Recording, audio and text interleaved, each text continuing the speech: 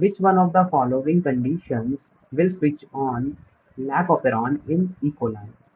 Option A, glucose is present and lactose is present, both are present. Option B, glucose is present and lactose is absent. Option C, glucose and lactose both are absent. Option D, glucose is absent and lactose is present.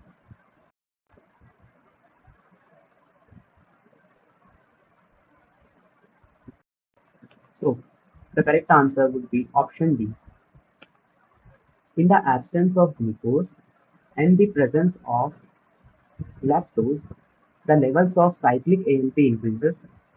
This allows cyclic AMP to bind CRP proteins, forming the CRP-CAMP complex that binds to the LAC promoter and facilitates the binding of RNA polymerase and promoting the transcription of the LAC operon. The presence of lactose also ensures that the LAC repressor protein is inactivated, allowing the operon to be expressed.